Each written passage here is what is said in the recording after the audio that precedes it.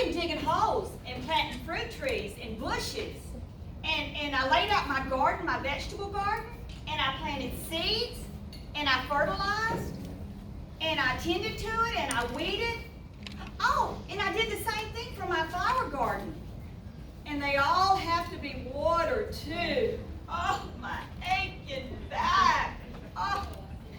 But now, it's all gonna be worth it because my fruit trees are budded out, and my vegetables are up, and my flowers, well, they're flowering.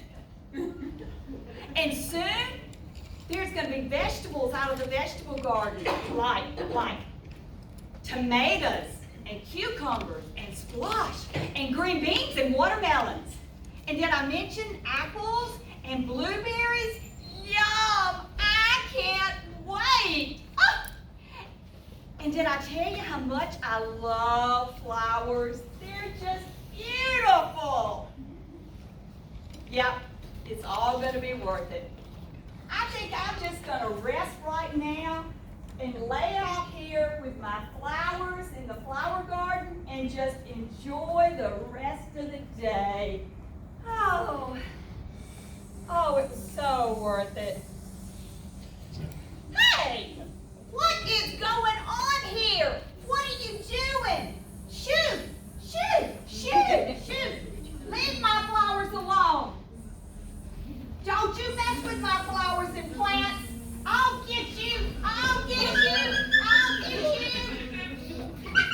One spray is poison, and you won't be messing with anybody else's flowers. Stop! Stop!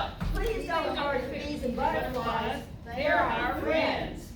What do you mean they're your friends? Well, the bees and the butterflies are pollinators, and that means that they transfer pollen from one flower to another flower of the same kind.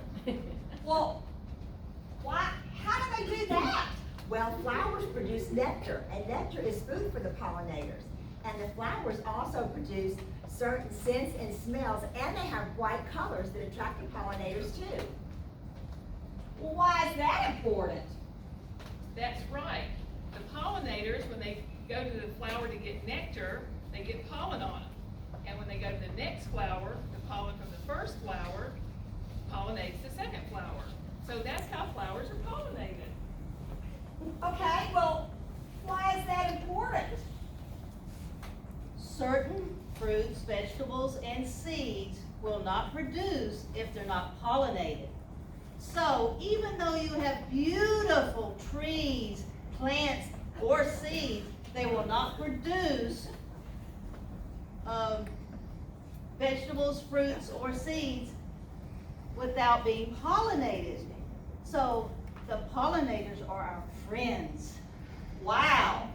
Well, I guess I was wrong. The pollinators aren't our friends.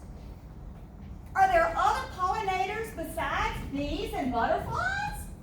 Why, yes, indeed. There are over 100,000 pollinators worldwide, including hummingbirds, bats, moths, spiders, and my favorite, the beetle or the ladybug.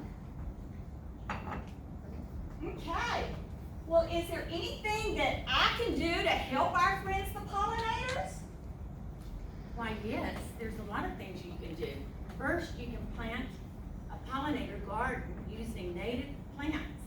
And you can choose the plants according to flower colors and different sizes and shapes to attract different pollinators.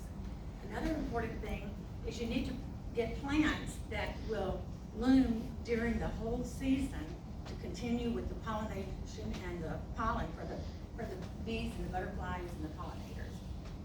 And you want to plant them in clumps, not single, so that they will be more relatively attracted to them. That's right.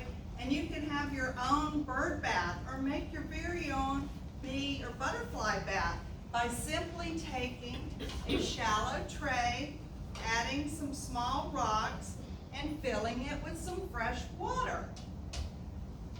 You can also provide a place for us to rest and nest by planting different heights, sizes, and shapes of plants.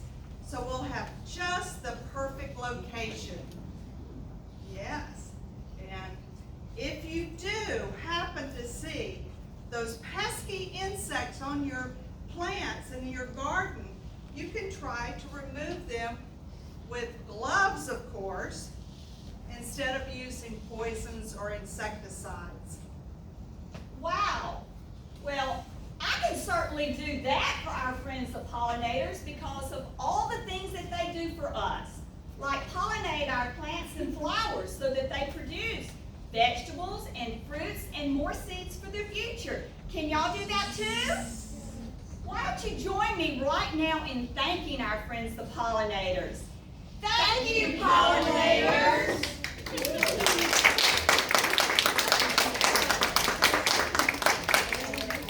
Wow, how wonderful.